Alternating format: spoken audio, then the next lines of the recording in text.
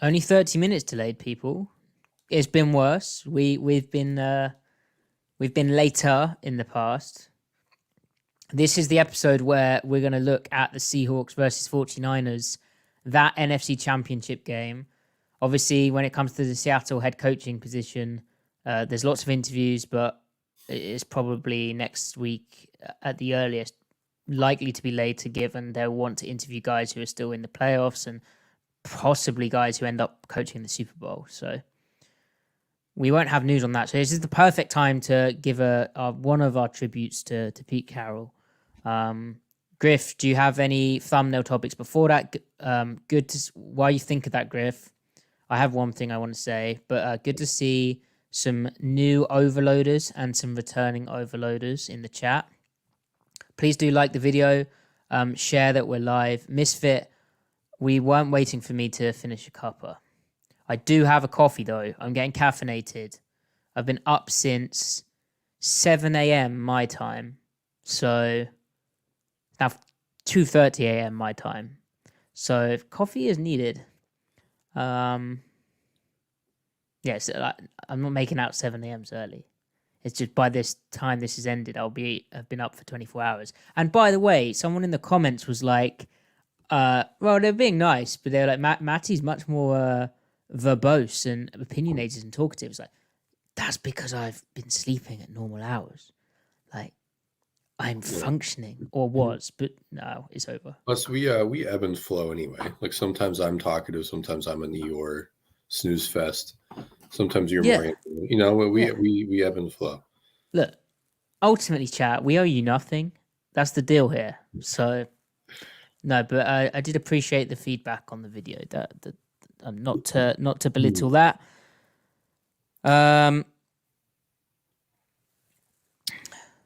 Griff, do you have a preamble topic? No, kind of. Well, not really. No. Wow, must have been a good one. Thursdays, am I right? You are so right. What a concept, etc. Although it's Friday for you. It is kind of, but not really. Yeah. Like mentally, it's not because you're still in Thursday mode because you haven't gone to bed yet. Right, and then I'm thinking like this is just going to impact my Friday, you know. Right. So we're. But really Thursdays are a bad day. Yeah. Oh, Matty. Okay, I do have a topic. So I've been watching these videos on YouTube. There's this guy who talks about like food from past centuries, and predominantly in the Western world because that's his exposure. But they're not. It's not like high level cuisine. It's like the commoner's food or like what you eat. Where's this going? It's not going anywhere. Well, other than I find it interesting. As a British person online. I'm not doing that. No. Okay, we're not doing that. Good, because we have done that. No. I just found it interesting how like to get that perspective, like what the average person was eating in the 1700s London or Paris, right? And in like so what was it? Give us an example. Like salt pork is one. Yeah, I mean that sounds all right. It is, but it's salted so heavily that it's preserved. Yeah, and you buy a huge like cask of it, like a barrel of it, and you can find anything in there.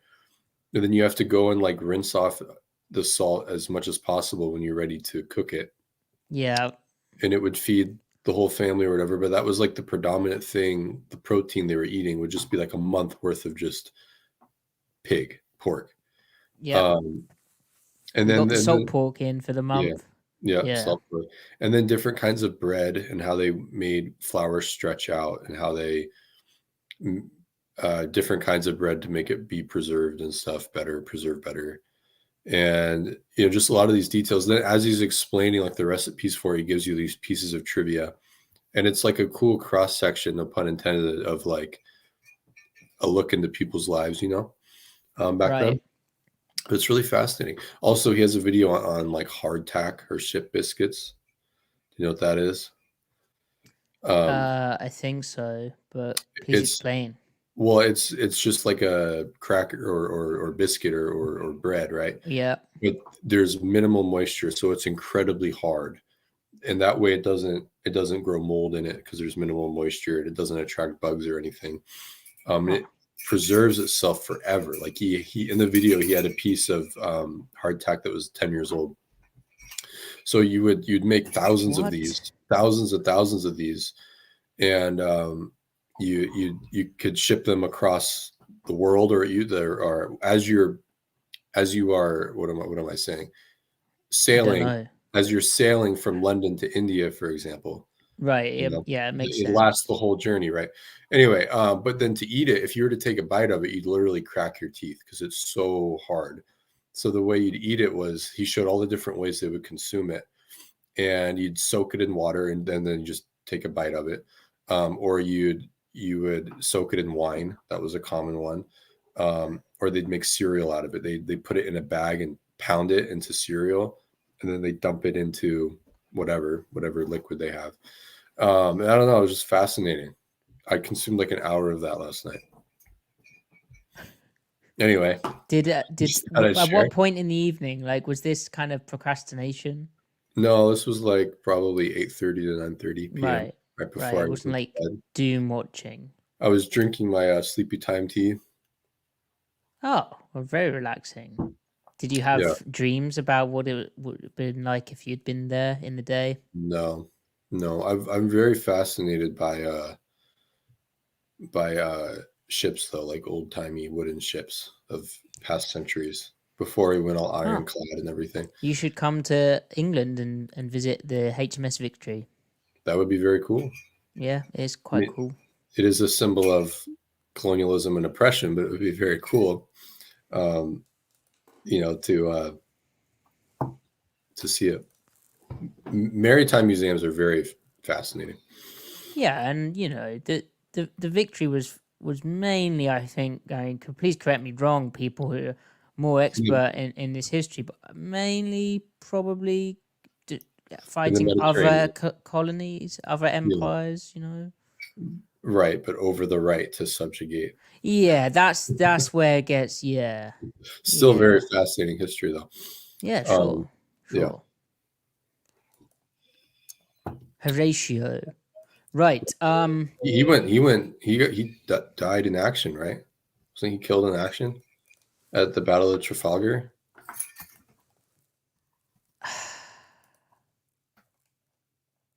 This was during the Napoleonic Wars, right? I think he was. Yeah, I think. Yes. Which is weird, but it was the French who killed him. I think, not the Spanish. Because they had a lot of people angry at them, So I can see why your nations have so much historical tension, because they killed Horatio. Well, there's a lot of other stuff as well, Griff. Oh, is there? Oh, I thought it was just they killed your guy. Right. Big dog. No, there's a few other things, in and around. Right. Anyway, whatever. So I watched Ferrari, the movie. Oh, yeah. And it was a 6 out of 10. 6 out of 10. Yeah. I don't think it quite worked. I get it though. How so? I did get it. Well, it's hard to explain without spoiling it. It just didn't feel not everything landed, Sure. Like it felt a bit confused not confused, but a bit sloppy. Because a movie is trying to impact you in a certain way, right? Sure. I guess it did impact me in the way that it was intended. Okay. Yeah. Adam Driver needs to stop playing Italian people. That is funny, isn't it? Yeah. He's done 2 now. Let's just no. But yeah, it was all right. The car noises sounded very noisy. Yeah. It was actually pretty cool. I wanted to stand up when the first car noise came on. But also, so they're going up against Maserati. Right. And I was rooting for Maserati. So I don't know if that was intended or because Sir Sterling Moss was driving for them, but yeah. So do you think that made you biased against the film? Right, and that's why it didn't land, because I wanted Maserati to win. No, there's a few other things. Yeah, well, interesting. I'll check it out. I wouldn't. Okay, I won't. Check it out. Yeah. Right, let's do this actual fun stuff, right? Hit it, Matty. Yeah, that was a much better hit it than last podcast. Last podcast was bad. Yeah.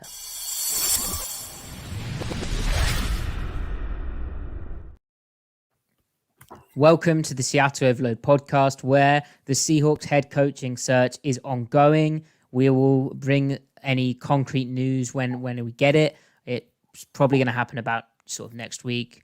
We're recording this on a Thursday night, but really it should be evergreen content. It's part of our Pete Carroll tribute series. We'll see how long this goes, what the appetite is for this, where we're going to be taking a look. I did mention that we'd take a look at Super Bowl XLVIII, but I need to get the tape for that.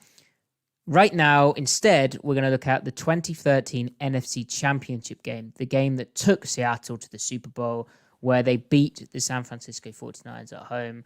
We're going to look at the defensive tape behind this victory. Obviously, there's the tip, Richard Sherman's tip play, but we're also going to explain how the whole kind of system works within that. It might take forever. We may split this into two parts. Griff, you were saying before we came on air, you're really excited to do this. Yeah, I'm excited to do it. I haven't watched this game since the tape of it since 2019 or 2020. So I'm excited to do it again with a fresh lens, more knowledge acquired since then. To do it with you will be fun. We're also going to talk about, just discuss the defense in general. We'll go off on tangents and stuff. So it's not just going to be a speed run through the game. So we're going to really take our time with it. Yeah, it's going to be fun. Yeah, there's going to be a lot of opportunities for tangents, and if you're in the chat, thank you so much. Please do, if you got a question, this is your chance to ask it. So I guess, Griff, the only place to start is with the tape, right? Let's do it. Bang. That looks bad. Let me remove that. And then maybe we should be chat. Feedback welcome. Are we okay? Is this better? Probably not. I think the first one. Oh no. Where's the other one gone though? Bro. Huh. Let me. How do I? This is amateur, Griff. Where did the other option go? Are you seeing what I'm seeing here, or can you not see that? No, I can see it, but I don't know where it would have gone. I'll make it worse if I click stuff. Click stuff. Start clicking stuff.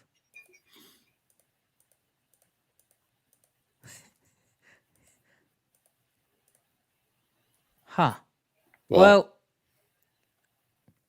there you go. Here we are. This is what we're stuck with, I guess. What is going on with this? That's just a thing that's not there. What? It's just a panel in the camera view. Don't worry about it. What do you mean? Matter. What do you mean? What do I mean? What is this? It's people. Yeah, but why? Yeah, but I know it's people, but what's going on here? It's a sign. Oh, let me reshare my screen. I've messed up here. No, it's not. No. There's something really wrong going on. Let me try this one more time as well.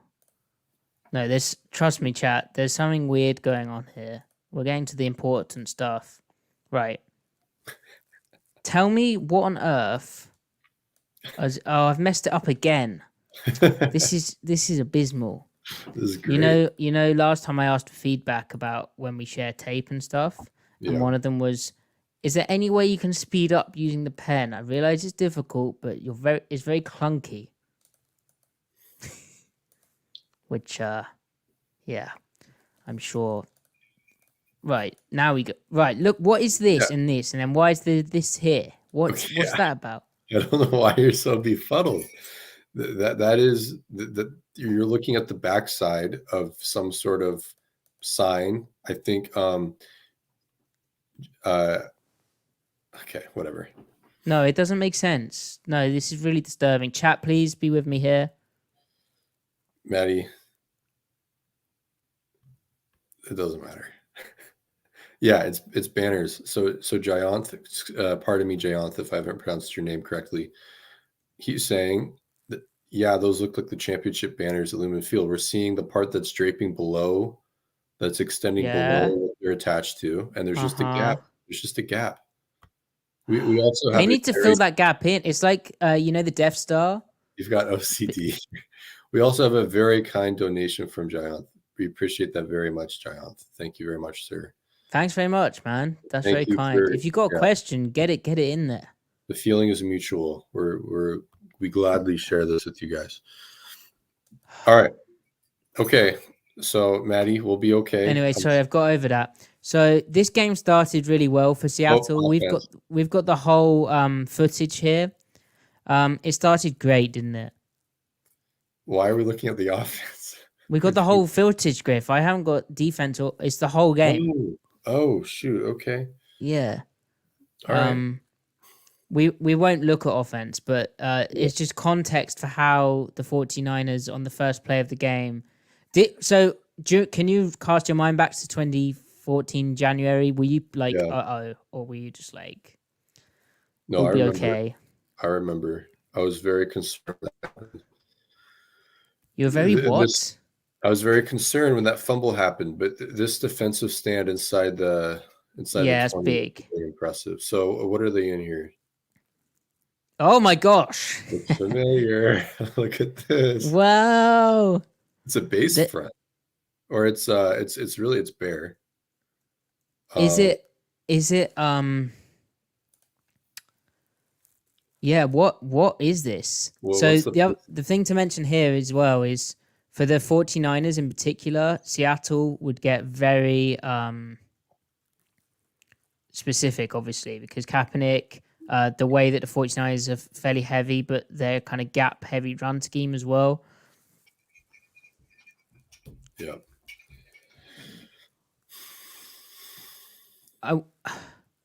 What's the coverage here as well? So it's just lead, right? It's just zone strong lead. No. Well, that could be a pin adjustment. It's like a pin and fold. It could be, right? I'm curious what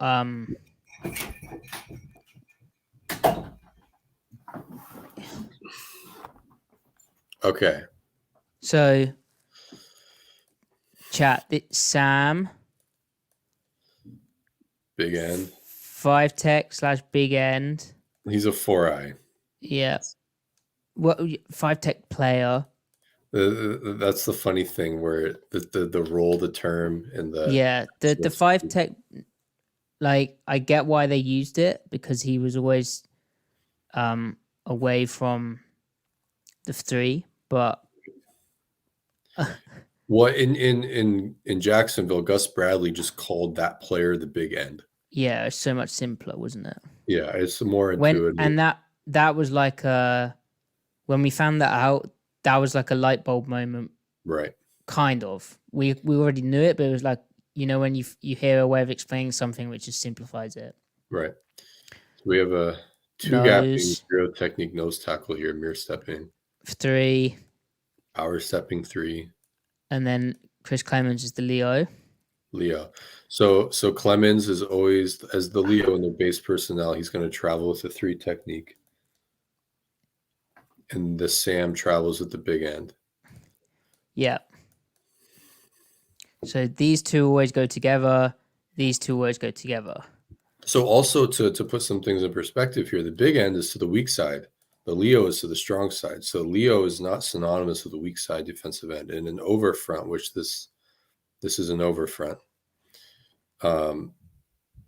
It's in an over front, the Leo is going to be the strong side end technically. Although it's funny because I said over, right? But because Brandon Meeban's in a 0 when he's typically in a 1, this kind of makes this odd space, kind of makes it a tight adjustment. a bear front adjustment. But that further speaks to what their old school stuff, how similar that is to a bear front, and in part why the transition to 3-4 bear in 2020 kind of went unnoticed, because it was already so similar to what they've been running forever. Right. But Mebane being in a 0 here is, like Matty, you were saying, a specific game plan adjustment. Normally he's in a 1 technique, so the outside shoulder of the center. Typically that would be the center's to the weak side, to the center's right shoulder here in this call. But I'm kind of weirded out by this play. Like, so it's interesting that they have Maxwell down here as the corner and then the safety back here. Yeah. Is it cover 2? No. But it's something going on here, like a game plan thing. Yeah. And what we should say as well is the Denver game is kind of influenced by how simple Denver is too, but Seattle's like menu of stuff they ran in that game was not as high as I think in this game. I think this game they'd have got into a lot more stuff. Right. It's just weird to me also that you have the mic here and the will here, because typically if this was stick, so the bear front, this would be the mic, right? And this would be the will. Yeah, I wonder if they shifted and the camera didn't pick it up or something. That would make sense with everything. Because they have like under adjustments, but this is looking more like over with how, as you've pointed out, the Sam is weak, right? Yeah. So Maxwell is the force player. So Cam's the lever. So he's fitting the first guy through with outside leverage. So he's keeping his outside half clean. Malcolm Smith is the spill and Bobby is the backside run through, or Cam's turn back lever, synonymous, right? You think?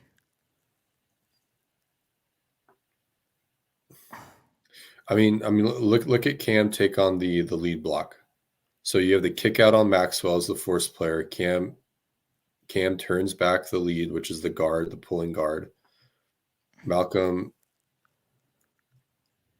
Should Malcolm work over the top?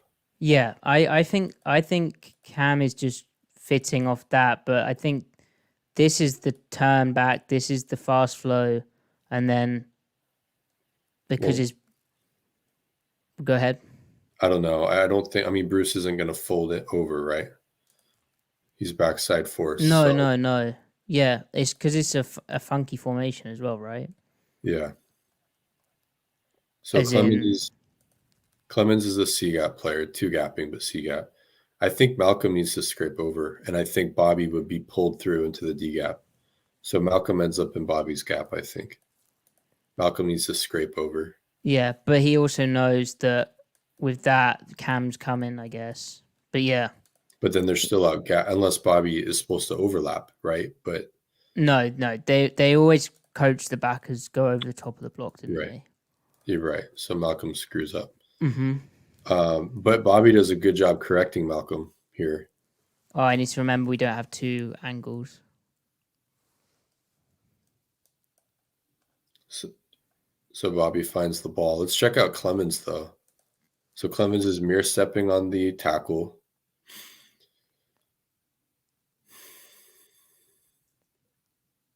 Yeah, it kind of is, like, if you look at it like that,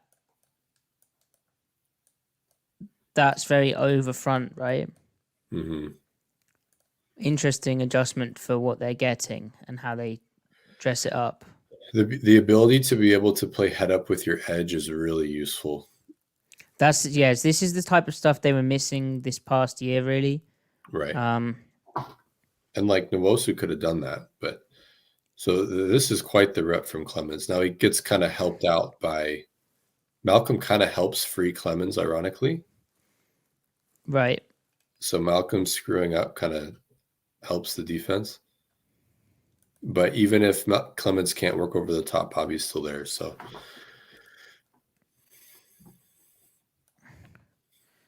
Yeah, I'm trying to find in the book. I'm trying to find because this could be like this could be almost like Stone, but dressed up to look like Stick. Basically, post snap it plays out like Stone, but with interest in how Maxwell is the guy down, not Cam. well, I'm wondering with Mebane as a 0, is this not what is in that one book called base? Like the front itself is called a base That's front. base under.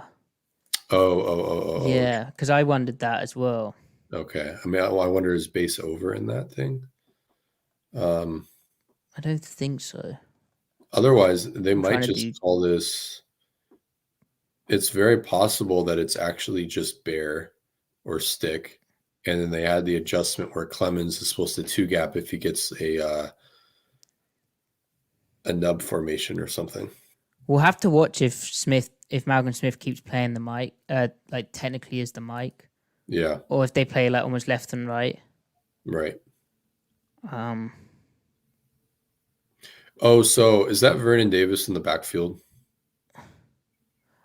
so they have something called okay. This is interesting, but maybe not because they're missing. They have something called Fever Fever. which is a 2 personnel set like formation, which is just bear basically. Yeah. Okay. But the Sam is usually out here, so it's. I mean, But as far as the offense is concerned, this is a bear front, right? yeah, especially of how Clemens plays in like the C.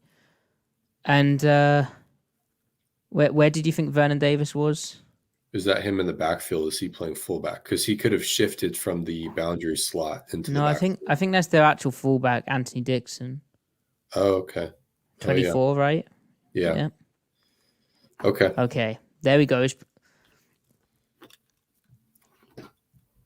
All right. Now we get something a little more common, that right? looks so. This is again to Griff's point about how it looked like, are they in like a bear look, or are they in under, or here this is probably a bear look, but because there's 5 guys down, you know the differences sometimes are less obvious. But if we go to the end zone, okay, so that is an under, right? Yeah. So it's reduced under too. And by Yeah, reduced, we mean the big end. Bryant 79 is in a 4. So when we say reduced, we mean he goes from an outside angle to head up, and he's a B gap player. His primary gap is the B gap. So he's playing a 4 technique. That's what we mean by reduced under. And it's an under front because the 3 technique is away from the tight end. The 3 technique is to the weak side. And so now Clemens is on the weak side, right? Because he follows the 3 technique. So in an under, the Leo is indeed the weak side end. and in an under as well, you have the Sam down to the tight end a lot of the time, which the Bruce Sam Irvin is actually here. goes to the strong side, right? Yeah. Or solid side. And then we have Mebane and the classic cocked 1 technique nose. Yeah, and this is something, this kind of reduced under look to handle like gun zone read is something that we saw Seattle try to use against Lamar Jackson in 2019, I think. Yeah. Because if you think about the angles here, this guy is going to keep this guy clean. Then if this guy climbs up here, then this guy's going to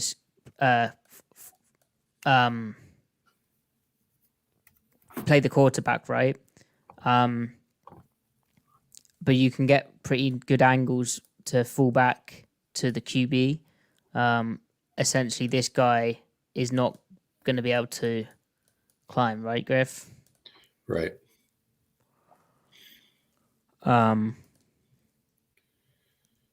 And then if it's zone to his side, to Meebane's side, he can kind of play both A gaps by just crunching by crunching the center into the backside guard. But obviously yeah, back is to his side, so he knows he's not getting zoned right. But unless it's same side stuff. But anyway. yeah. So they usually called this type of thing, this type of front, they called rock, right? Rock Frisco, yeah. So rock being just for this guy to be a reduced guy rather than playing like the 5 tech in typical under. Now here, what do we actually get? Well, this looks like rock Frisco, doesn't it? So yeah, when we talk about Seattle cover 3, especially in base, they rotate either to the tight end, which they call the solid side. That says yo, but to the tight end, which is solid. Or away from the tight end, so to this side, like Cam Chancellor is here, which is the flex side. Go ahead, Griff. So I'm just saying the official call would be under zone flex, right? Or rock under zone flex. Under zone X. Under zone X, yeah, sorry. Under zone X, yep. And that's why Pete calls it flex. Yes. Because X, it's alliterative, yeah. Solid side, flex side, yeah. Because they're in the red zone, they're not going to drop as deep, because generally these guys would be dropping 10 to 12 yards, but think where the goal line is. They also might not have their match going on with the 2x2 thing, which we'll probably encounter later, so we don't need to talk about that right now. They get quick game indicators anyway. So Cam immediately, his 2 leaves, so he immediately goes to play the slant window. What even is this route concept? It's bad. It's Greg Roman special. They kind of have a high-low over Bobby, right? Yeah, they're like trying to get him here, thinking that will happen, and then this is going to hit open, right? Yeah. Like in this window, but bad. Like he should almost keep running, right? Like this just... Yeah.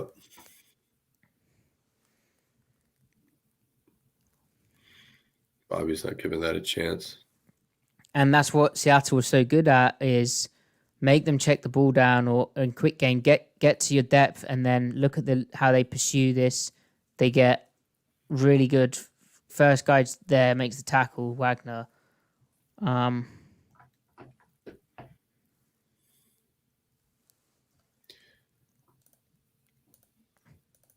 then you see Bruce Irvin sailing deep in case number 2 runs a corner or something.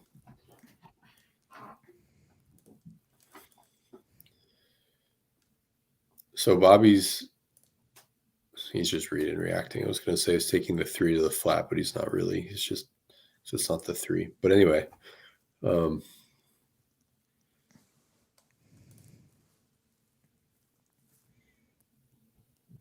so Bobby relating to the 3, though, helps him stay wide enough for the shallow. Yeah, he ends up overlapping here. He has the leverage. Yep. So they're pushing the coverage really well, because it kind of works out as like a 4 strong, right? Even though it's not the initial release. Yeah, it's almost 4 to a side. Yeah. Well, it is, yeah. This is crazy from Earl as well. I mean, this is what a free safety showing up looks like. Yeah. Like eliminating the seam, and then almost, and it's running back seam and then flying. Yeah. He's just in on everything. Insane player. Even like stuff that is not a highlight is just like in your face. Yeah. And a nice pass rush game here between Meebane and Bryant, because the problem with when you reduce this is is this guy going to be your edge player, like a 200 and something, 290 pound right player? It's not ideal. So We're like 330, but yeah. yeah. I don't know if it makes sense to. I don't know if they'd have run this if they had got run. Probably not. It looks like a rush game, like a read game. It's a lot of strength from Mebane. Yeah. Players were so much, like, just generally, players are so much bigger. Yeah. All right, we get our first nickel look, right? Pure pass situation, but is this quarterback draw? It might be. But yeah, as you said, Walter Thurmond, right?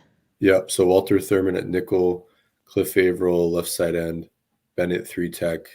Is that Jordan Hill or Clint McDonald? It's Clint McDonald, I think. That their NASCAR or cheetah rush package. Clint McDonald and then Chris Clemens right end. So they're in Buzz, right? So yeah, this is Phoenix. It's Phoenix.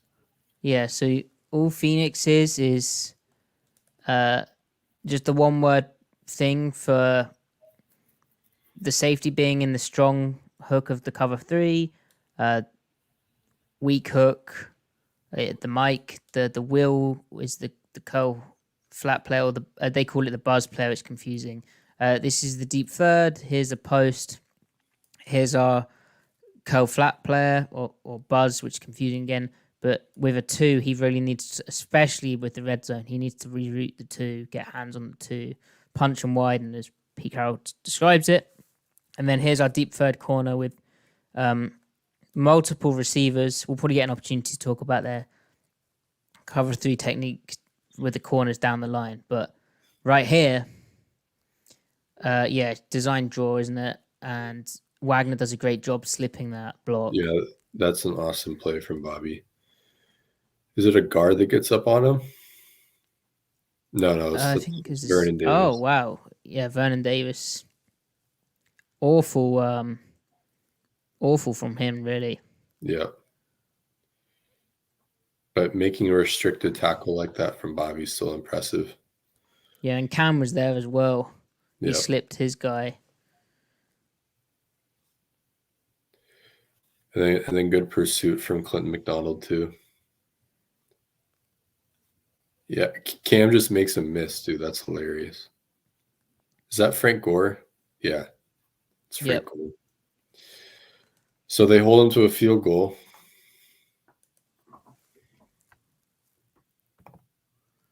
Yep, very good. All right, offense doesn't matter.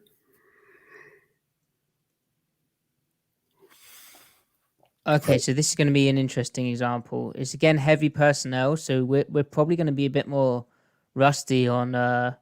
So it's 22. Yeah. 2 back, 2 tight ends. Oh, I mean, it's 3 tight ends. It's 13. Yeah. But with a 22 form, though, right? Yeah.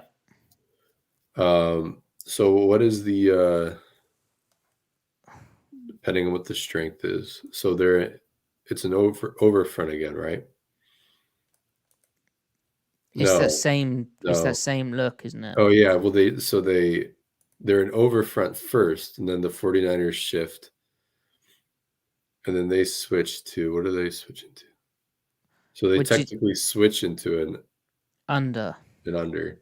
Which is how, so this is again heavy personnel, but what Seattle loved doing was whenever they got like under would become over and over would become under. Generally, it would be over becoming under, because when you get wide trade, if we're just going to stick this guy here, how are we going to play in our like overlook or our look here and stay sound? Well, what we can do is we can just play under to it. And so you'll notice that's what they do. They put this guy in a G, which, in a 2-eye, but here's our 5 tech now, like more classic under, stack B, stack A, And then Cam, I think, is going to walk off the ball more, but they might be geared up for something. But he's the third off ball guy. So what you get is lever, spill, lever, or turn back, fast flow, turn back, and then on run away, the turn back becomes the next available player or next available gap kind of dude. Yeah, see, Cam walks off the ball, so then you get you get the fast flow and the turn back and the turn back. And then they're playing corner force because you kind of have to, because unless you want to do something funky, but everyone's got one gap basically, and there's a nub set, so.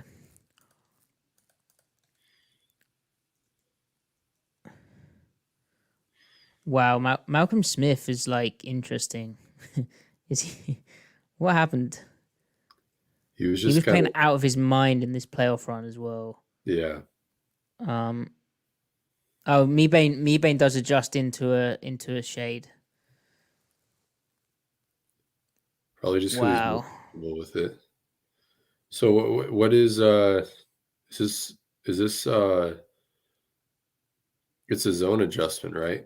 It's zone lead with just the tight with like a tackle kick thing. This is an unreal fit from them.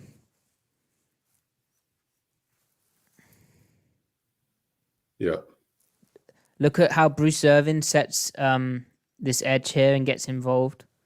Yeah. And then remember what I said. So Wagner gets full flow, as Griff was saying. It's like zone lead. They get full flow towards them. So Wagner's thinking, I need to stay outside leverage on the fullback. And if he comes through this gap, I've got to turn him back with my left shoulder for this guy and then this guy to join in. So Wagner's 1 in the fit, 2 in the fit, and then Cam is like the extra. So Sean Payton ran this against them the previous week in the divisional round, this exact zone adjustment. And they've clearly corrected to it. With this little pull thing, you mean? Yeah. We're basically the tight end and the tackle trade, essentially. Yeah. So you get like a pin or down block on the 5 tech, and then you kick out the edge. Yeah, like a little fold, isn't it? Yeah. Yeah. And you can see how Red Bryant understands exactly what they're getting from that. Yeah. But Bruce also does such an impressive job against the tackle there. Yeah. And then the linebackers do really well. And does Cam get involved? No, not quite. But this is really impressive backside 3 tech work from Tony McDaniel.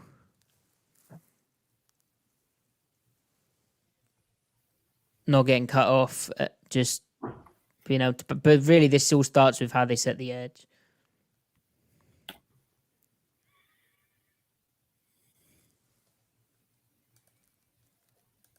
Yep.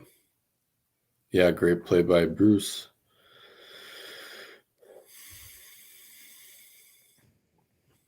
I'm trying to get to the heavy section of the playbook, Griff,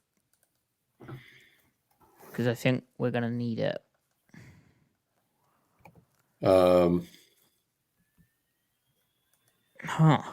That's an interesting one.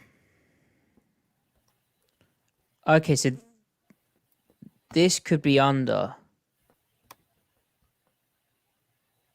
Oh wow, that's super weird. It's like a bust.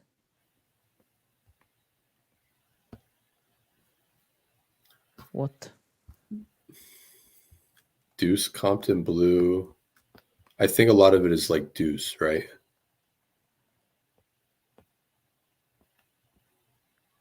Yeah, this is a super weird play. What page is that, Griff? I don't know. I'm just looking at the zone coverage menu. Oh, right. But I remember deuce being a lot of the heavy stuff. Deuce, Stone, Boston, Will, Stem, Deuce. Yeah, I'll find it. Rock Yakima. But no, it's not that. No, I know not Rock here, but like this is so what are they trying to play man here and Bruce thinks he's got this guy in man? Bruce plays like zone. This is yeah, weird. it's a bust. Yeah. Not the Everyone worst else. bust, but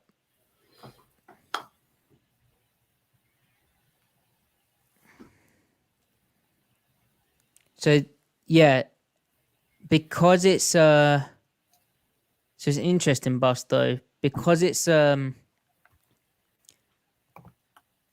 playing this like bear look and then they go in with that shift, they turn it into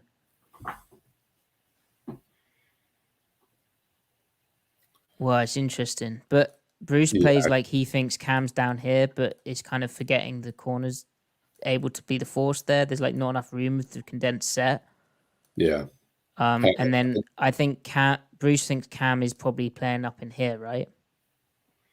Yeah, he would. I'd call this an underfront probably because of through tech to the boundary. If you're not sure which tight end is the Y, which one's the U. Really? Because it ends up looking like, over.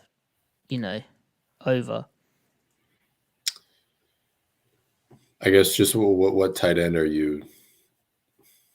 Because when it becomes 2x2, right? Right. Maybe because the one the motions you call that the U then. So I guess this would be an over then, yeah, a reduced over. So then you have Bryant in a 4i instead of a 4. And that was always the case in the reduced over. He would always play in a 4i when he's on the weak side. On the strong side, if they reduced him, he'd play him over 4, so he could work over Right. the top if it was a strong side run. Right.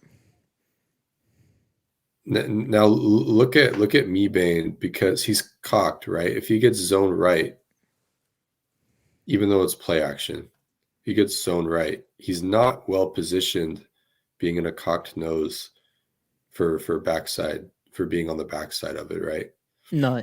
It's easier when a center's trying to reach you. So the fact that he is able to play that so well is impressive. Yeah. Yeah, that's the ability to keep himself clean with his hands still. Because he's making himself shorter here, isn't he? And yet he's still able to get long. It's a wide power step too, so that he can stay low for it. Yeah. I gotta grab my charger. I'll be right back. Go for it. Let me deal with the chat. We're picking this up. The heavy formation stuff is interesting. Thank you, African Achilles, for the donation. Who are the best number 2 corner and nickel players under Pete Carroll? You know what? I'd really have to go and watch back. But I mean, Justin Coleman was very, very good because they played a lot of man with him as well. It's not that the nickels in the past were like he had that 1 year where he got paid off the back of it, right? It's not that the nickels in the past were bad, but I don't think they were asked to play as much man. They did some good zone stuff, but yeah, be interested to see what Griff says on that. And then best number 2 corner. It's hard for me to go away from. Brandon Browner had again. I'd have to go and watch the tape, but what Brandon Browner was unreal, for a season and a bit, especially of how little Sherman got through at. I know that kind of really started happening after as well, but Browner just mugged dudes, absolutely mugged dudes.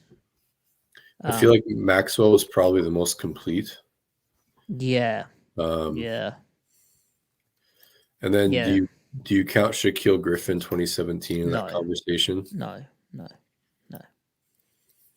I mean, you can, but no. I mean, he was decent as a rookie, but yeah, I'd probably go Maxwell. I'd probably go Maxwell, and then the best nickel. Who did you say? Because I mean, Thurman, Lane, Coleman are probably the top three, right? Yeah, I said Coleman. Coleman's probably the most pure talent, right? Yeah, because they also. Well, hang on, you forgot Marcus Burley. I didn't forget him. He had that. And He had that year in and Jeremy Lane. 2016. I said Jay Lane. Oh right.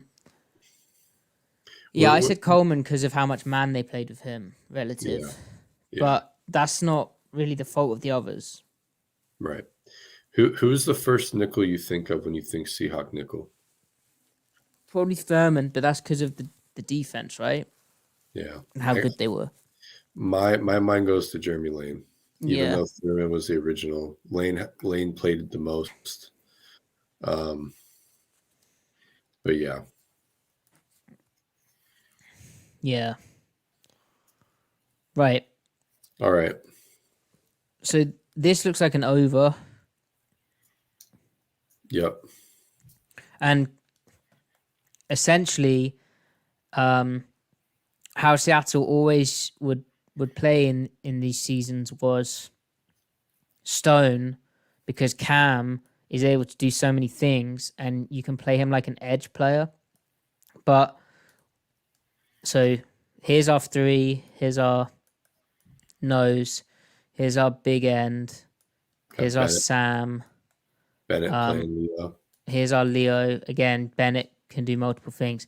And then Cam would be the strong safety down as the edge. But because of this set here, we have the corner down. And Cam's just here to the wide tight end still. But unable to be as involved. Yeah, so... Yeah, I think this is Deuce Stone Boston, Griff. Okay. Yep.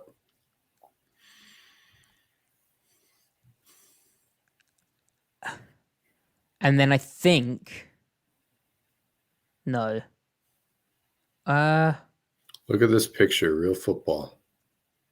Look at yeah. Look at Erlin.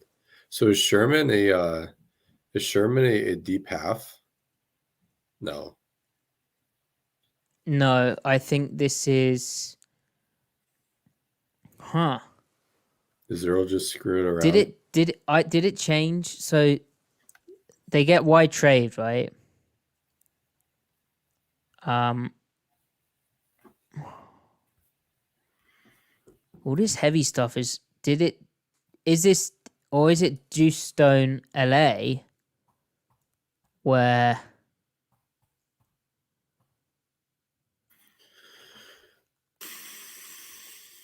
yeah, Sherm could be the...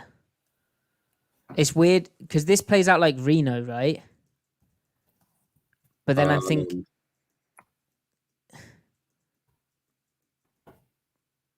But there's no... Wait. Is it Deuce Compton blue? Yeah, I think this was Deuce. I think this was Stone, right? Yeah. And then I think they maybe checked into...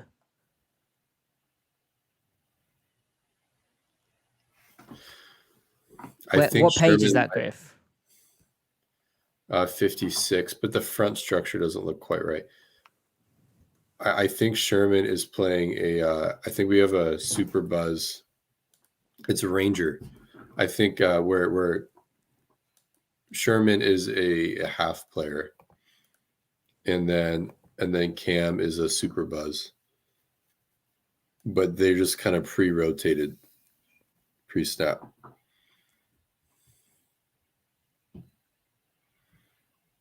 But they're to the 3 tech. Yeah. I don't think so. Interesting. All this heavy stuff. And then I don't think Earl is really playing a half because... You don't think they're 2 reading here? They might be doing that because he's not playing. He's not respecting the vertical of number 1 at all. Earl is. He's like playing all of 2 almost. Yeah, so in that case, it could be just what we said to start with. Yeah.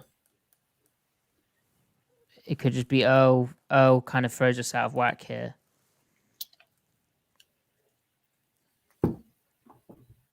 What even happens? I haven't even watched the ball in this play. It's a weird play, like a designed naked, not naked, a designed boot keeper. Good stuff, though, from the 49ers. All right. This 49ers team was really freaking good. Like, extremely good. Yeah, that's especially with how the Super Bowl went. But this was like the best two teams. And don't forget, they'd just been to a Super Bowl, hadn't they? It was just unfortunate for them. Yep.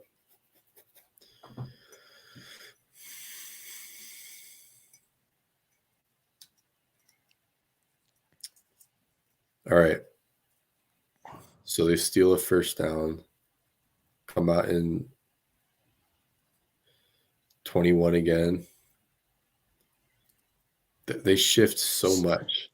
Yeah, so this is a good example, though, guys, of this looks like it's going to be some type of stone. So down, 3, nose, big end, Sam, 6. So it basically and then Mike, Will. So it basically becomes a 6-2, right? But when they get wide trade, rather than do anything too weird, well, that's interesting. Wait, is this under 1Y?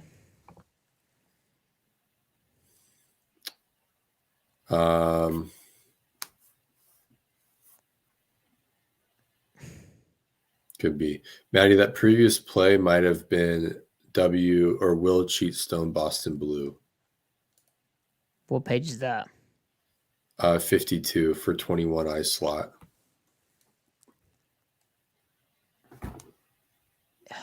Yeah, it's just Cam is weird. Yeah, they're just being weird with it. Because they get a wing, right? Right. Or like a loose wing almost. Right. Yeah. So this plays out like under 1Y. So man coverage where man we're gonna play man on the backs. We've got the 1 tech strong, the 3 tech weak. Sam down on the tight end, and then here's our Leo with the 3 tech.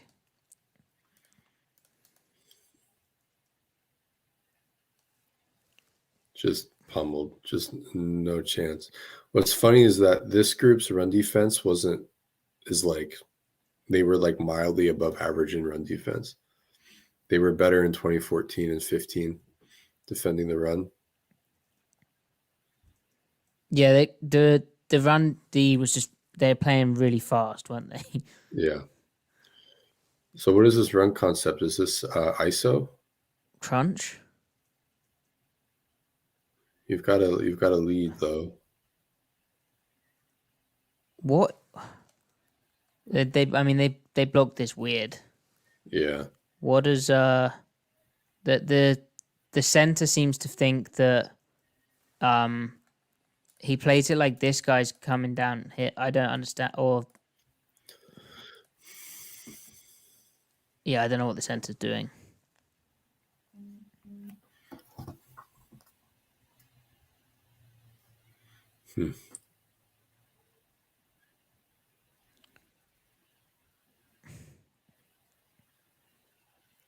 Leaving McDaniel unblocked like that.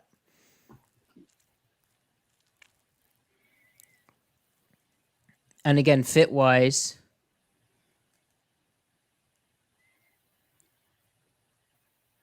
we are when this guy goes out like this is basically this guy's turning back for this guy.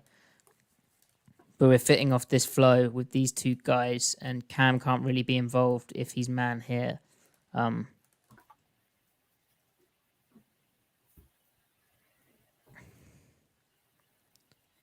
Although it's interesting how Smith kind of spills that, right? Which, I mean, one of them has to be the front side turn back, right? Outside leverage. Yeah. Yeah, he should spill it because Cam should insert as the turn back, right? Mm-hmm. Then who has the backside B? It's not Bobby. What do you mean? Who has the backside B at? What, here? Yeah. Well, I was thinking McDaniel, but I think he just takes his thing. Right. Yeah. Wait, are they still down a gap though? I think I just think these guys can't get lined up right. There's something weird going on with Smith and Wagner. I'd need to watch Super Bowl again, but they're not playing like, I don't know.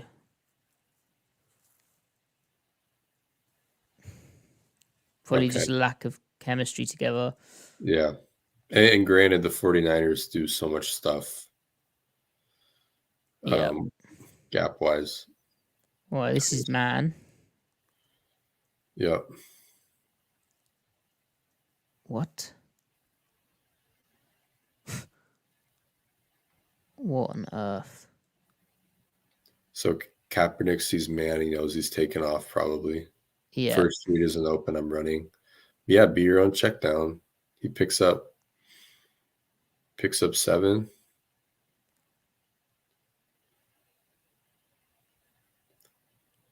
Look at Earl. Is this a one? Is it a? It's pretty interesting what they're doing with Earl and Irvin.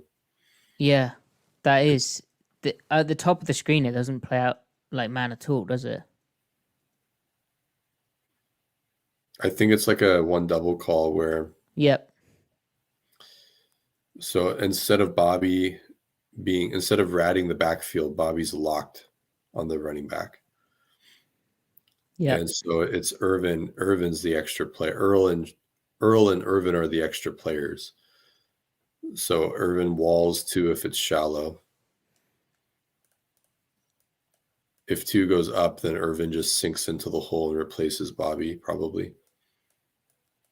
And then we see how Earl's eyes go from 2 to 1. Yeah, that's very interesting. That's pretty cool. They must have been expecting all this shallow routes from Dan Quinn spicing it Bolden. Up. Spicing it up, Dan Quinn. Yeah, I wonder, has he still got this in his locker? You know who loved one double? Like a lot? Don't say Chris Richard. Chris Richard, baby. I'm telling you, look, Quinn is not my number one choice, but if they hire Quinn, I don't have any issues with him. He'll find a good OC. I'm not worried about that. But if they hire him, I really want him to fill out his defensive staff with as many former assistants that he's worked with in Seattle, Atlanta, Dallas, as many guys that have worked with Saleh as you can find. Just get as many of those guys in the building. Because he knows what made the Legion of Boom special from a coaching perspective. It's over, Griff. It's not over. Okay. It's not over. So, tank bar zone again. So, Phoenix, here's the Y. Strong safeties down to the Y. Versus trips. Here's our nickel. Now they wide trade. And what do they call that adjustment? I think it's Y. I think it's trade. No. The safety changing his hook. Oh, I remember it. It's not rock and roll. Track and trace. It's something like Y track. Or just slide. Safety versus 2-back Y slide safety track. I don't think that's it. That's for 2-back Y motion check switch safety track. bro, Cam is nuts. Cam is nuts. Right, So let we've me seen we spoke about how Cam could play on the edge, right? Now they're playing him like an inside backer, if you want to use those terms. Now, just we'll cycle through it and get to this angle. So you can see the tank front. Here's the nose in a G, which especially against QB run, that they will do to protect this guy Cam so he can play for more depth.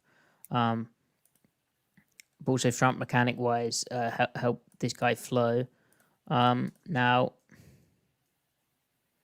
so gap wise is technically, so Smith is playing as the will. Again, classic over front thing, having the will down. This is part of the tank front, right? Like whenever they got a tight end down to the will side, the will would come down to the line of scrimmage. So gap wise, essentially, this guy is the force. This guy's got the C. Cam's got the B. Wagner's got the A. This guy's got the A. But QB run wise, things get difficult, especially when you get pullers. So this is like quarterback wrap or counter, where or power even, where you get this, and then these two guys pulling round. I'd call that. It's power, QB power. Yeah. That's insane from. Now, really good rep from Clements here. Well, not really good, but squeezing down, taking the air out of this, getting hands on the back. But you can see how there's problems because Wagner's here and this is his gap basically disappearing. And this is a lead blocker. So you can see how there's going to be an alley here. That they've got this dude as +1. Let's see how Wagner. Let's watch Chancellor first. So they still have the edge defender, Malcolm Smith. So Malcolm Smith takes out that pretty good. It's decent edge set. So then Cam absolutely stones. Who is that? Is that That's Boone, I think. Yeah, Alex Boone. That's what I wanted to say. There you go. And then Wagner, good key in and is flowing to the ball unblocked here. Yeah. Is nuts. Like he's late getting depth. He's late lining up because he's trying to set something. Like they It's because funny they traded the tight end. He's trying to get the. I think he's trying to reset the front here, right? Because there's the Y. Yeah. Yeah, what's funny, Griff? I just think it's funny how the 49ers were able to use the quarterback run game as the constraint play out of gun. Like it's not even read, it's just straight up QB power. But it's insane how quickly the Seahawks second level reads their keys. Like they're just playing the keys honestly and reacting this quickly. I mean, I'm sure it's tape study too, right? They know who they're playing, but yeah, but even with Wagner trying to adjust late and being late, like and not lining up at the usual depth, he still gets quick there. But the front side of this is crazy. I wonder now. Why does McDonald power step to his right? Because that helps Bobby. That makes the tackle down block on McDonald instead of climbing the Bobby. Who's McDonald? Sorry. The nose. I'm sorry. I thought you were talking about 49ers player. Why did he step where? So he power steps. I know he's power stepping with his right foot, but he. I think it might have been understanding what Wagner was saying late. Oh, okay. To go to a 3, maybe, or maybe that's. I've noticed when they play the 2-eye, that is a mirror step, Griff. It's a flat, wide step. Oh, I was just looking. But but how they coached it was again different D-line coaches, but it was slightly more forwards. But his guard, his tip of departure is to his left. So right. I think maybe I don't know. Maybe kind of understanding pre-snap indicator and maybe hearing Wagner late on just a 3 tech. Get in touch. This defense is so keyed up though, man. They just know what's happening. It's also McDonald splitting this double without really moving is crazy. Yeah. He then gets he gets a third guy knock him over, I think. And he's Oh like no, 285. he survived. He hustles outside to this. Yeah. He joins the tackle. Look how they swarmed the ball as well. Yeah. Dude, McDonald was 285 too, playing nickel nose, rush nose. Look at Michael Bennett as well. Yeah. Everyone's getting involved. Oh, you can't. You guys can't see Earl, can you? How do I I just want to put us. Oh, here we go. Bang. How's That's probably better, right? Oh. I don't see anything changing yet. That works. Is that going to be a problem though? No, that's perfect, isn't it? Yeah, look at Earl Thomas here on this play.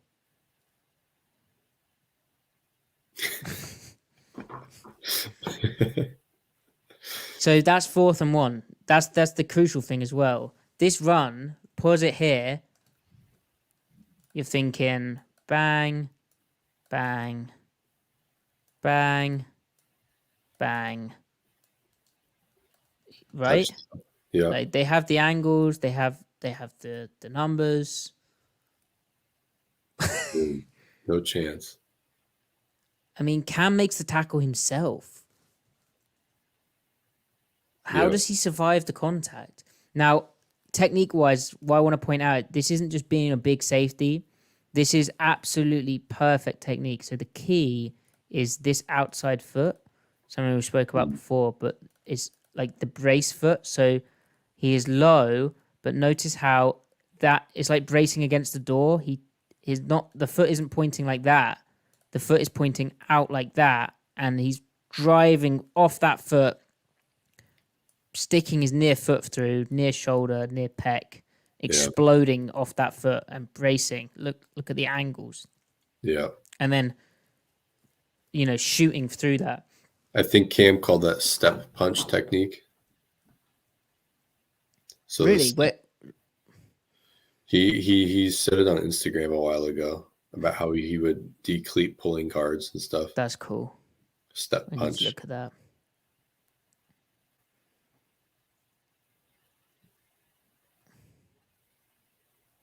Fourth and 1.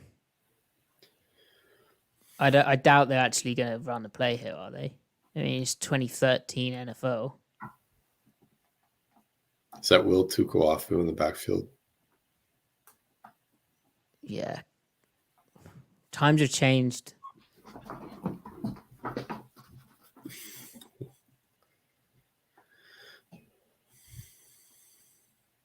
It is Will. Will. So they took a delay of game there. Wow, that is pure. This is the guy that people want to coach in Seattle, Griff. Not even going for it here. Can you imagine? Jim Harbaugh. Jim Harbaugh's run first philosophy in Seattle. We're used to passing the ball here. I don't know about that. Oh dear.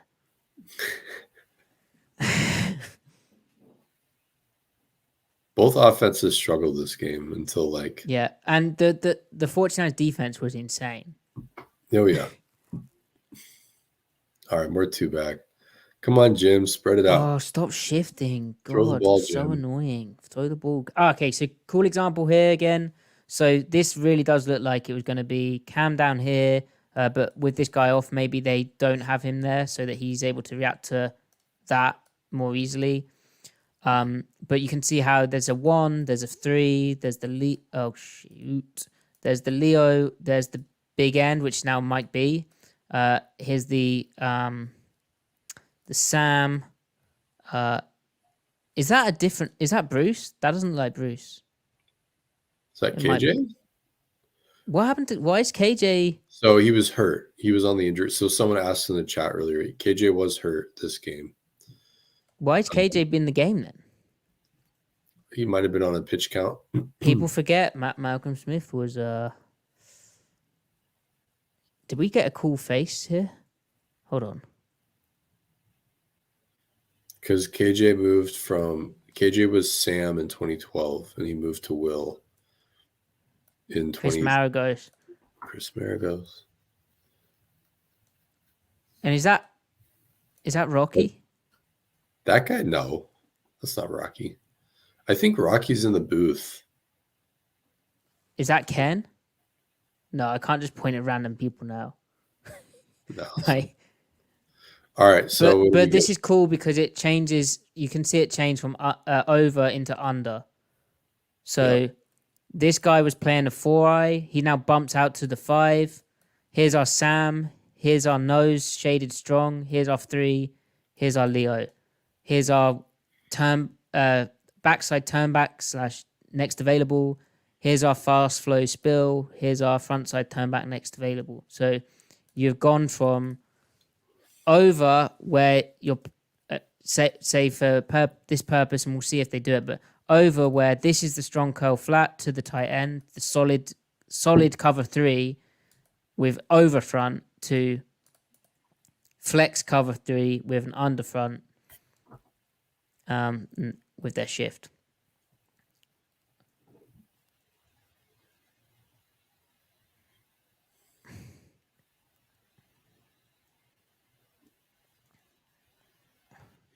And we just get cover 3, right? Yeah. And you can see how Bobby pushes with because it's 4 strong. So they flood the coverage really well into the boundary. Malcolm relating to the final 4. Well, he's really just playing the weak hook, I guess, or like the strong hook technically. KJ's buzzing. I mean, he's just reading so KJ would technically be the final 4 responsible, like if Vernon Davis keeps running. But he's just reading the quarterback, looking to the weak side. So I wonder why did Bruce get hurt, or did they just? It's interesting with how heavy the game is that they just didn't. Yeah. But this is a good example of they get a quick game indicator. So Cam Chancellor, rather than getting to like 8 to 10 yards, he just reads his run pass key and then pushes for width, pushes flat. And it's just too far. Like, it's to the field. It's too far for him to get underneath this window. It's a back shoulder throw. Bolden's so good at these. Yeah, it's good coverage for Maxwell. Yeah, it's this kind of the indefensible throw when you play to stay on top. You would have liked for him to be able to get one hand on. Yep.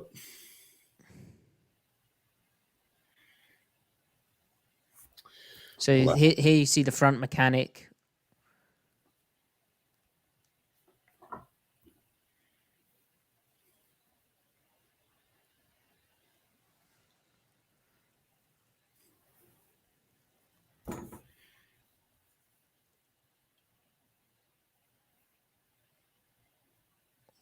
It's a great fit. So this is Stone, but maybe they wanted this off-ball dude because typically he would be here and he'd be here, right? Yeah. Well, I think it gets. This is weird, right? Is this just classic Boston? Right. But just their propensity for running Stone. But this is cool. So they pirate this, and it keeps it spills the ball to the unblocked Chancellor. So pirate, I guess, because they're thinking about this guy maybe being able to go back, but also just QB run, right? Or maybe because of the split. And then Cam just lets Vernon go, right?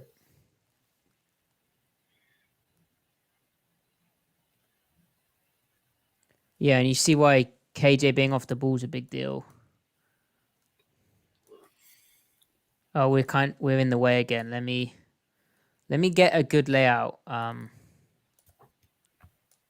How do I move you? Huh.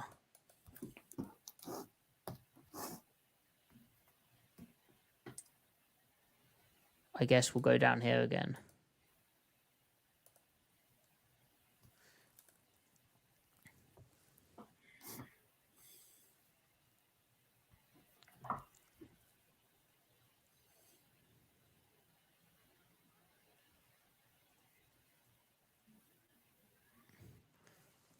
And this is a really good, because a lot of edges will just run themselves out the play. But even though Mike B knows he's technically got this gap, the way he reads this block in real time and processes that, okay, he's got to get in this gap, but his block is actually blocking out like this. And so the type of concept requires a bit of a better plan of the technique. I mean, he just bullies this guy into the backfield. He likes slow spills instead of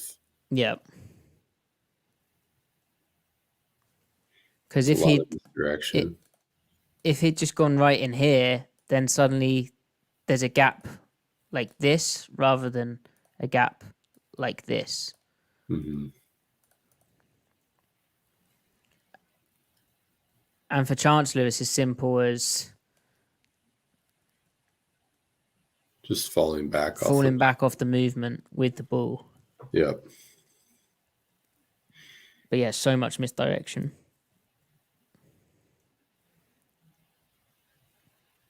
Do you think this is a design give, or do you think he's actually reading this? He might be reading this. I would assume he's reading it. They want the defense to think he's reading it anyway.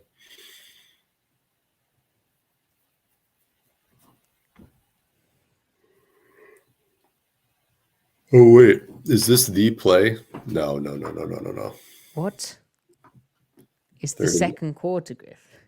No. By the play, I meant the shove alert play. Oh, no. Well, too wide a split, right? Although it was quite a wide split. Okay, so interesting here. Now, again, for Kaepernick, so Bruce Irvin is lining up off the ball here, which is very much a Kaepernick kind of measure. And this is just a 3 deep, 3 under fire zone. No, so cover 1. Weird. This is weird personnel. Like, why is Bruce playing Will? Bruce is playing Will right now. Yeah. On the back? No. Maybe Bobby's on the back. It's like just by Kaepernick. Yeah, is it a green dog?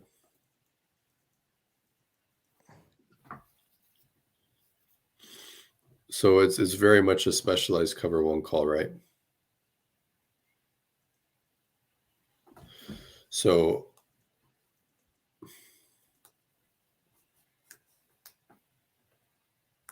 it's man coverage. They want it to look like that would be a flag in today's game.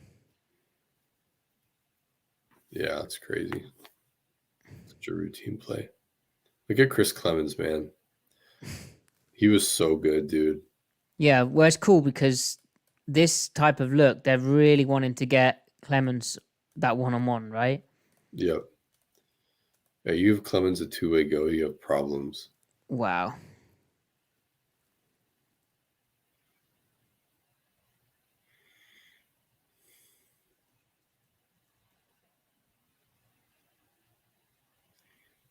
Clemens was such an unusual edge rusher.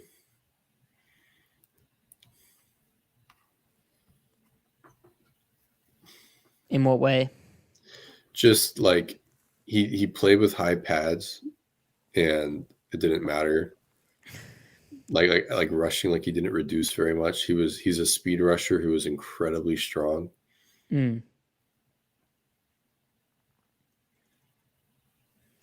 So this is the thing Sherman's so good at is, and it always confused me, is he almost steps forwards when he step kicks, but he's able to unlock his hip so well. Like there's like the step, and then he's able to almost push off that outside foot and reset his feet while then getting the hands on as he goes.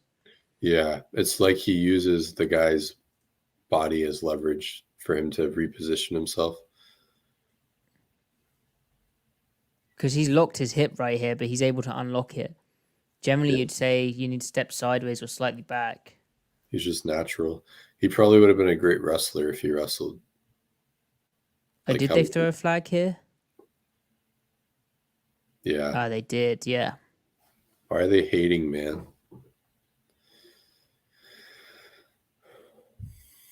They called on Sherm. Did he slapped him? I think it was like an affectionate slap. It was. But Crabtree was not feeling any of it, though. At the end of the game, when Sherman No. extends his hand, and Crabtree's like, "Get the fuck out of here!" I think they called holding, which I think is the correct call. Like, there's holding at the top of the route. Yeah. Yeah. All right, this is Stone. Now they've got Cam just down, Griff. Like, they're like, no, we're not. Just play down to the trips bunch. I'm not Yeah. sure why that wasn't happening to start with. Oh, that's such a wow. Someone really messed up on the O-line, I think. But here, Yeah, the strong 49ers, safety. Go ahead, Griff. Just going to say the 49ers offense made a lot of errors this game. I think Weren't the crowd ready. was, and interesting that Clemens is standing up. It is, isn't it? But I think it's because they're pirating. Oh no, he's just ready to play Y off. So look at Clint McDonald split this. Yeah, I mean, we saw that earlier rep, right? Yeah. So he's turning on the double.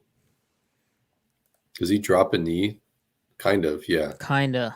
He drops the knee and turns. Jeez. And so they're gapped out, right? So that double doesn't stay on him very long because Bobby helps relieve it a little bit. It's interesting how. Excuse me. Bless you. This is interesting how they line up with the backers. They're playing one back, one gap, right? But it's cool seeing how free Malcolm Smith gets. Yeah.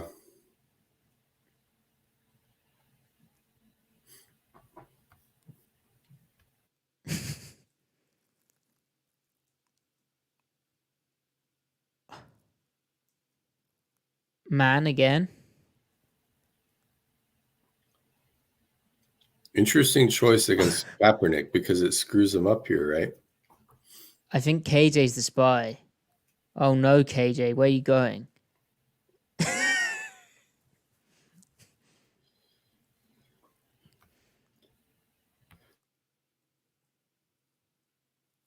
Yeah, KJ's the spy. So this is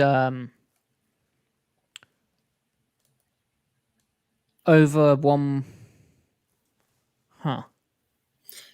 Well, they're funneling the back, so whoever the spy is going to be determined by which direction the back goes. So if the back goes to the left, Bobby's the spy. Back goes to the right, KJ's the spy. It's under one wide, right? Yeah. Yeah. Is that called? It's over 1Y, right? Yeah. Yeah. Is Over that one called, Y. is that called China? No, that's under.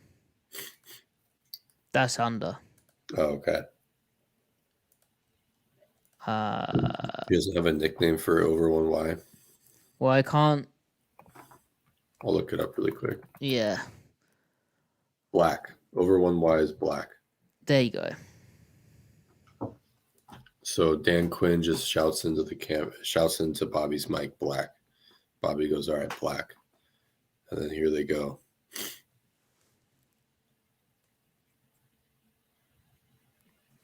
See, that's a more conventional kick step from Cam. Yeah. Very backwards, but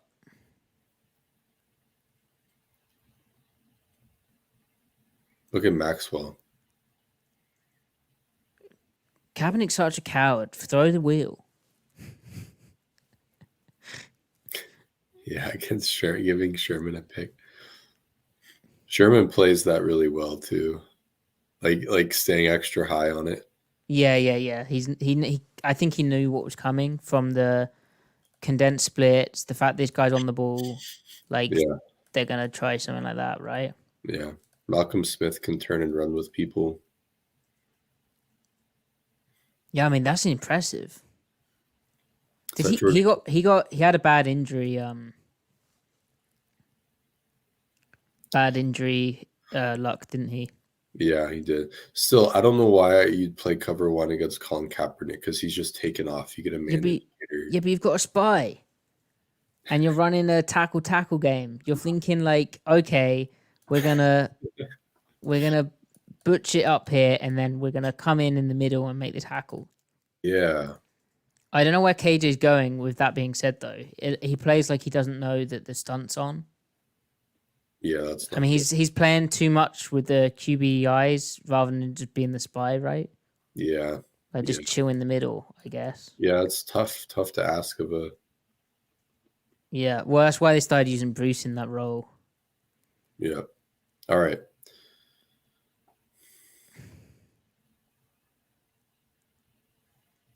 Look at that strong hook from drop from Bobby. That's pretty good. So we get cover 3.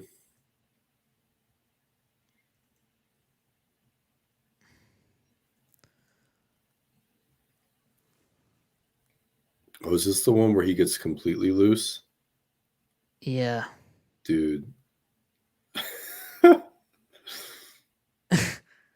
the Unreal player. So like he's running through Malcolm Smith runs a 4.4, dude. He runs through everybody. That's an insane angle to run, man. Running through layers. Bobby takes a rough angle, but he thinks Malcolm's gonna contain it, right? So it's kind of, but just rough, man. Like what a play.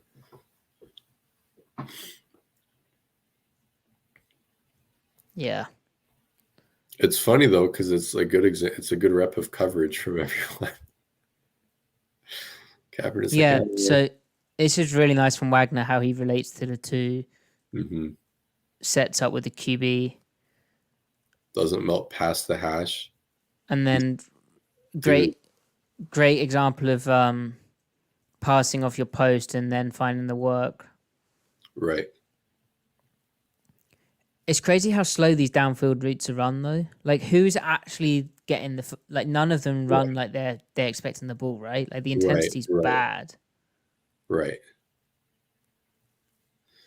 Compared to like how teams are so on play action, they're so dialed in. It's like they're playing for the throwback wheel.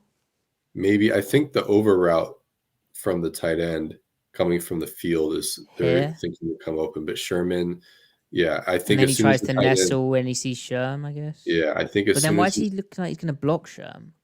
Because he just knows Colin's going. Maybe. Maybe he hears Sherman or the secondary yelling he's breaking the pocket or something. So he's like, "Oh, I better block." Right.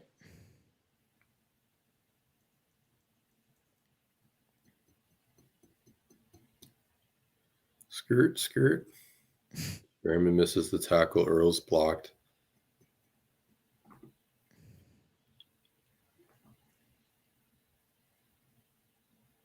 So classic power. Yep. Finally, something normal from Greg Roman and Jim Harbaugh. Good play by Malcolm. So Cam's force. Malcolm is turn back. Bobby's fast flow. Yeah. This is the stone front again, guys. Whoa, what was that celebration at the end? From who? Oh, Clemens. It's like, get off me. It's cool seeing this 2-point thing.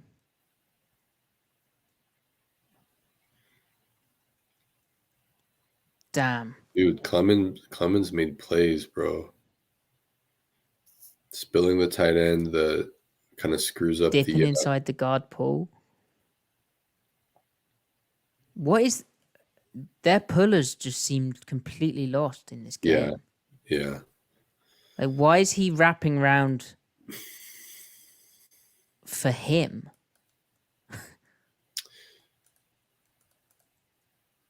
I guess they want to hit it downhill, but like, hello.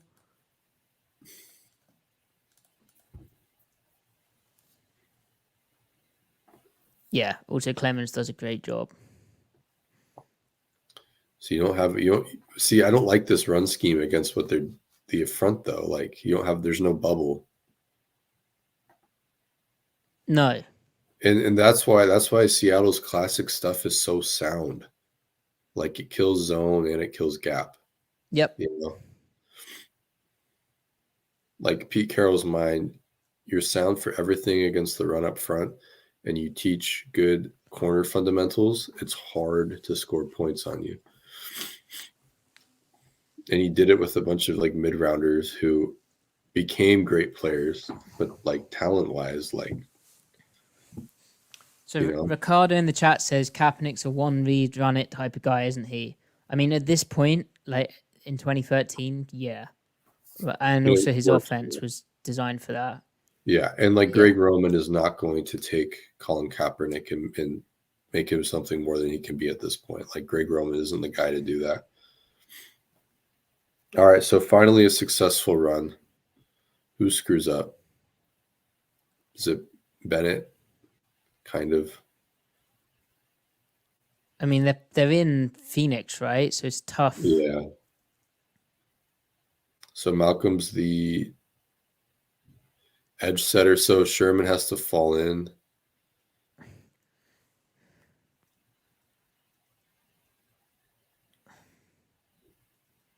So we get it's a pirate-ish. Yeah, it's kind of Averill who screws up. Yeah. Because Averill really should get here and then spill this if he can. Bobby's also playing over here. He didn't see the guard pull. That's rough. All right, so they get one to work. Good for them. It was an unlucky time for Bennett to try to gain a gap, though.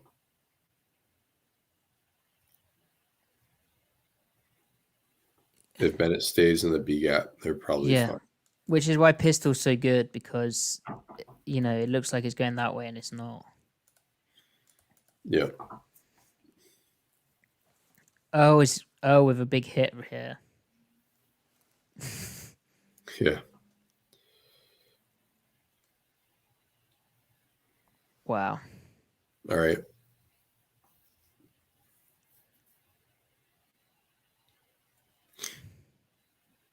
They didn't even get in. Wow. Surely that's a touchdown. Nope. Earl Thomas. His feet flying up in the air.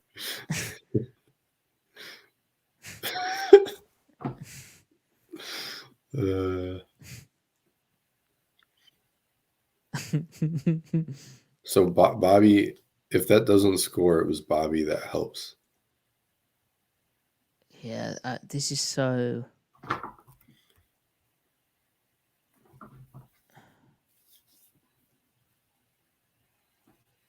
Like letting the guy at the A gap be the fullback responsibility is tough, isn't it? Yeah. And is that Heath Farwell? He doesn't get in the right gap here. He needs to get outside leverage. He needs to gain leverage on get inside of 77, but he doesn't. So Bobby kind of makes a hero play here. Yep. And so does Red Bryant. Red Bryant backdoors, but he works down. Yeah, he's just trying to get into backfield. What a stop. Oh, so they score on the next They play. did give it 4th and 1. They go for it. Yeah. Well.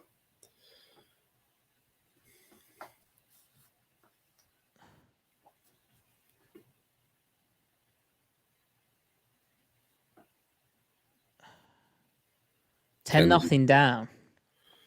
Yep. I remember that Kaepernick scramble on that drive. Like, yeah, really that felt bad. Oh, I love you, Marshawn. Oh. Field goal 10-3. There you go. Got a game. So this is again like a stone variant. That's a crazy hook drop from Bobby, not in a good way. What is he doing? So wide. Like almost overplaying the relate to 2 thing. Yeah, maybe they were like, you have to reroute. You have to reroute this game. And he does kind of melt okay. Like he feels that. Yeah, no, he does. And then bang. This is what they were so... Because they had the confidence that there's pass rush coming. They've got deep enough. The ball isn't coming out here. The ball isn't coming out here. So they knew they could then understand that the ball was reliably coming out to this guy and they could knock him out. To the kill zone.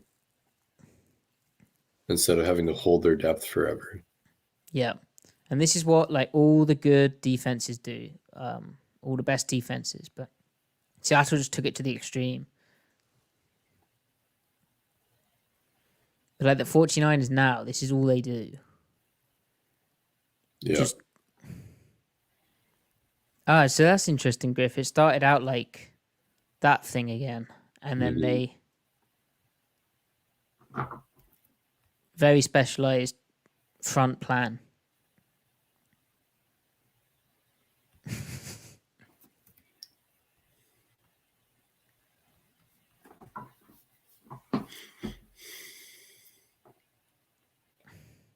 Cameron, yeah, we have seen them.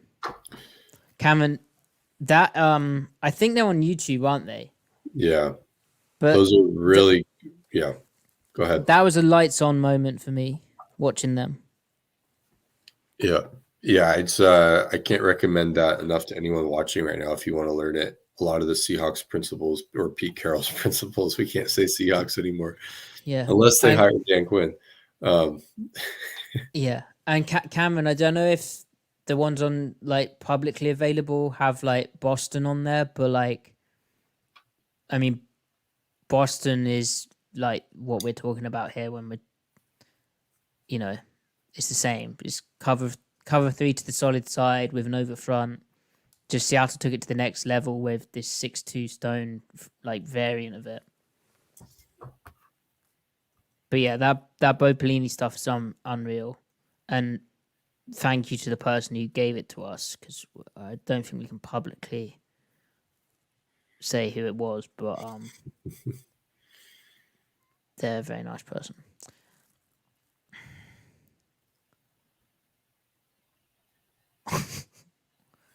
What? Yeah, I don't know what this is supposed to be.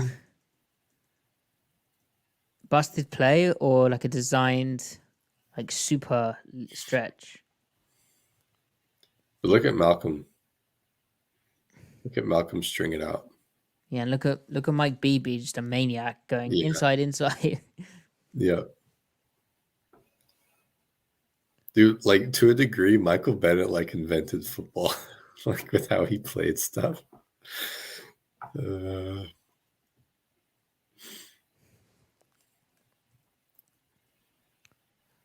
Interesting adjustment. They almost play. Very interesting adjustment.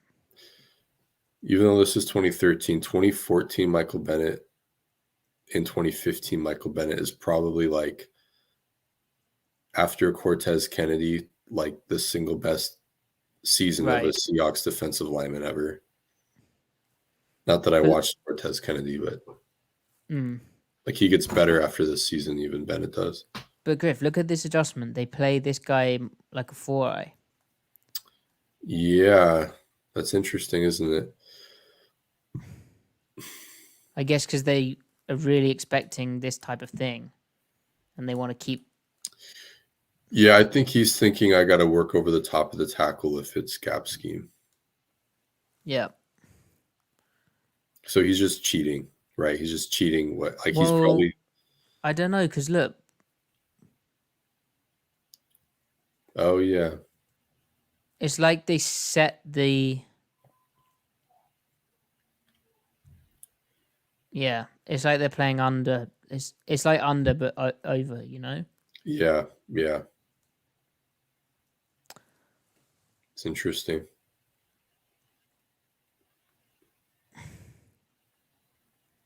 Oh, I think this might be it.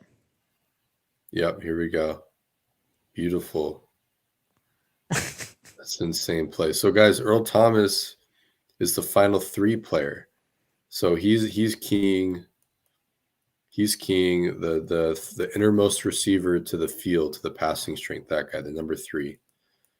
Earl's job is that guy, but he lets him run right by him. Why? Because if the lone X runs a shallow, Earl as the weak hook has to nail down on that shallow, and Earl would communicate it. He'd probably say something like middle. And then Sherm overlaps, and Sherm becomes the final 3 player. The fact that they trust their rules is why this play gets made, because they get a tackle well short of the sticks, but they're risking a touchdown, right? If like they screwed up. But it's just a very talented back 7 playing with incredible cohesion and chemistry and trust. Like you can't have Malcolm Smith, the weak flat player, take it because the running back is set to the weak side and he's expanding out. So, and like, yeah, Bobby would be there to make the play, but they're trying to kill the route, not give it any life. So, Yeah, this is insane, and it's 3rd and 12, but this is the type of thing that, you know, the QB's like, oh, they're going to drop to a spot. You know, he's going to play this. He'll probably take this. He's going to take this. We're going to get all this. We're going to run everyone off. This guy's going to come open. Easy throw, easy yardage. We might get close to the first down. And he'll have faith in that the cover 3 plays out like that. And when you see this happen so quickly as well, is terrifying. It makes you lose faith in like everything I'd suggest. Like Earl Thomas is not freelancing here. He's not just making a play. He's not just following his eyes. He's playing his rules precisely and perfectly. But look at Vernon Davis going hot down the pipe. If Kaepernick sees Earl, and Kaepernick is a kind of a go-getter, he's thinking, oh, I have a touchdown to Vernon Davis, and then Sherman picks it off.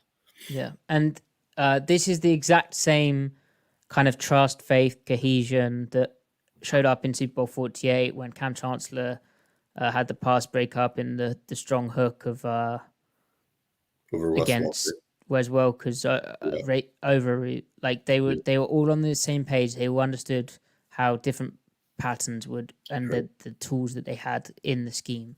So this is called shove alert, right, Griff? Yeah, shove alert. And then Cam they call it shove because Cam is shoving to the 2. So Cam technically is the deep middle post safety, but he's going to play more heavy on the 2 receiver. I thought it was more like Cam's definitely leaning right, but I thought it was shove alert because Sherman shoves Earl and then replaces him. I thought I saw free safety shoves to 2. I don't know though. I might be wrong. Now, I mean, I don't know. Cam doesn't necessarily know that Sherm has yelled shove or whatever. So Cam's probably just playing 60-40 to the 2, right? Because he knows that Earl has or normally would have the final 3, right? Yep. Interesting they didn't reroute here as well. They're just getting in that kind of ready to expand into like the curl window. The hang buzz, yeah. That's the other thing is that they knew exactly what the Niners did. They were so dialed into route concepts. Yep. Awesome football.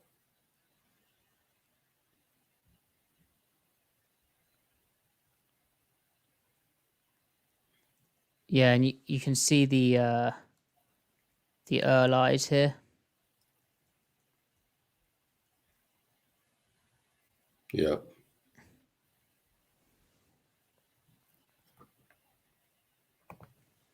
Does Sherman point? Do we get to see a point? It might even be silent. It could just be game plan. Like if you see X or Y shallow, do it, Yeah. and then Sherm overlap. Like basically, Sherman, watch what Earl does. If Earl goes, overlap. Basically, you know.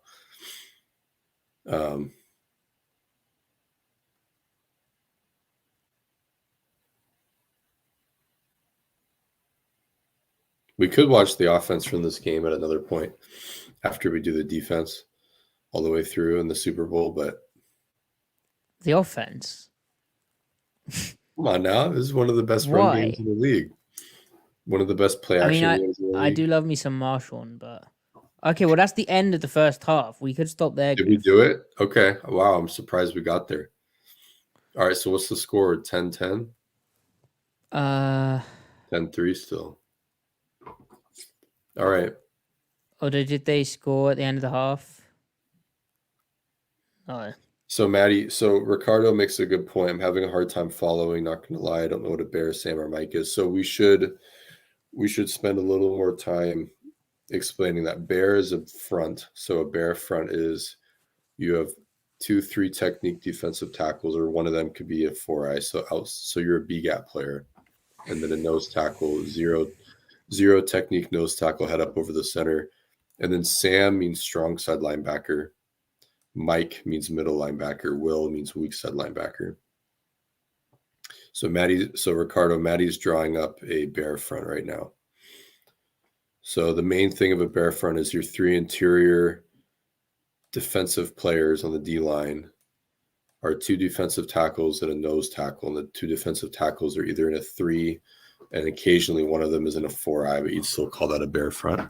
If both of them were in a 4-eye instead of a 3, you'd call it a tight front. And there are some qualifiers. And then Ricardo, the Sam in Seattle was their 3rd linebacker when they had the 4-3 personnel, and the Sam would often play down at the line of scrimmage, so Bruce Irvin would often play that role. Yeah. But honestly, as well, Ricardo, if you like Twitter search certain terms, Google them, because this is obviously a bit nerdy. And not all our content's like this, so yeah.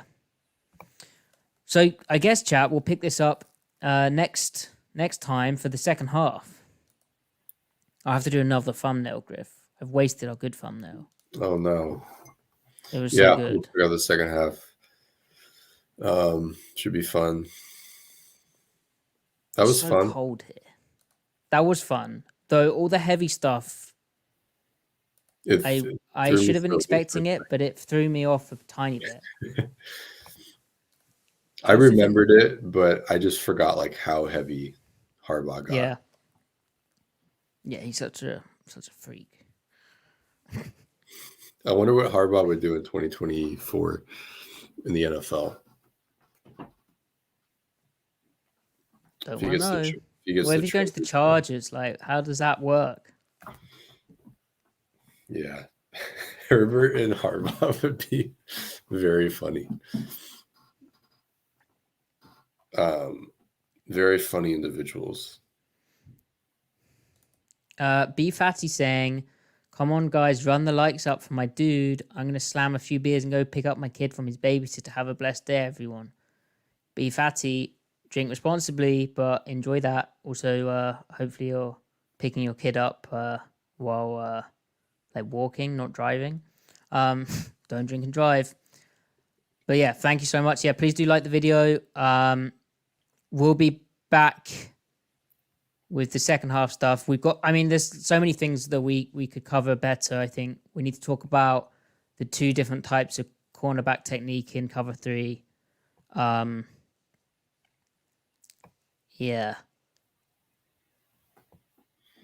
Cameron asking, Matty, I remember saying you play NCAA 14. How do you play defense? What formations and adjustments?